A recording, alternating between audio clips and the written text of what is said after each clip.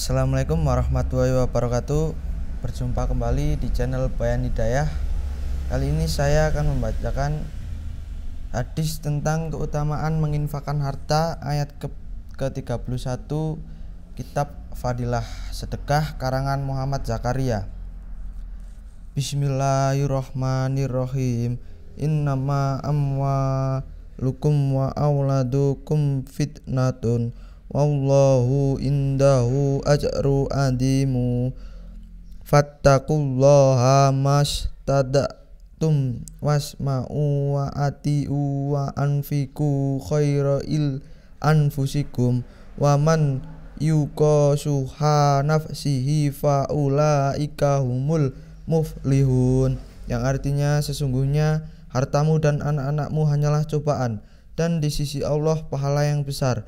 Maka bertakwalah kamu kepada Allah menurut kesanggupanmu, dan dengarlah serta taatlah, dan nafkahkanlah nafkah yang baik untuk dirimu, dan barang siapa yang dipelihara dari kekikiran dirinya, maka mereka itulah orang yang beruntung. Quran Surat At-Taghabun ayat 15-16. Keterangan sebagaimana telah disebutkan dalam keterangan ayat ke-18, syuh adalah tingkat kebakilan tertinggi. Maksud harta dan anak menjadi ujian adalah untuk melihat siapa yang melupakan Allah Subhanahu wa taala dan perintah-perintahnya karena terperangkap dengan hal-hal tersebut, dan siapakah yang menaati Allah Subhanahu wa taala walaupun mereka berada dalam kesibukan tersebut. Sebagai contoh adalah keteladanan Nabi Shallallahu Alaihi Wasallam. Di antara kita ada yang memiliki 1 atau 2 orang istri, padahal Rasulullah mempunyai 9 istri dan anak-anak, juga cucu. Selain Rasulullah, kehidupan para sahabat juga dapat dijadikan teladan bagi kita secara terperinci. Kehidupan mereka telah dijelaskan dalam berbagai kitab. Bahkan anak-anak sulit dihitung. Ia pernah berkata, cucu-cucu saya itu merupakan hitungan tersendiri, tetapi saya sendiri telah mengebumikan 125 anak dari keturunan saya. Selain itu, yang masih hidup banyak sekali, al-isbah, dan yang masih hidup memang masih banyak. Walaupun demikian, ia termasuk golongan sahabat yang banyak meriwayatkan hadis dan seringkali ikut berjihad. Dengan demikian, ternyatalah bahwa anak tidak harus menjadi penghalang untuk menuntut ilmu dan berjihad. Zubair pada waktu mati syahid meninggalkan 9 anak laki-laki, 9 anak perempuan, dan 4 orang istri. Bahkan ada sebagian dari cucunya yang lebih tua dari anaknya sendiri. Bukhari. Itulah yang masih hidup, dan yang meninggal dunia ketika ayah Zubair masih hidup pun masih banyak jumlahnya.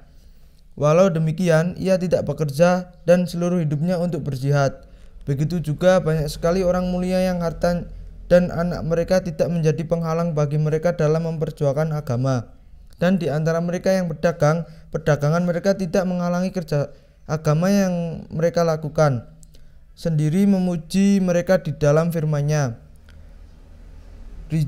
Rijalul tulhihim tijaratu wala bai'u an dzikrillahi wa iqamis sholati wa ita'iz zakati yakhafuna yauma tataqallabu fihil qulbu wal absar liyajziyumullahu ahsana ma amilu wa yazidahum min fadlih wallahu yarzuqu may yasha'u bighairi hisab.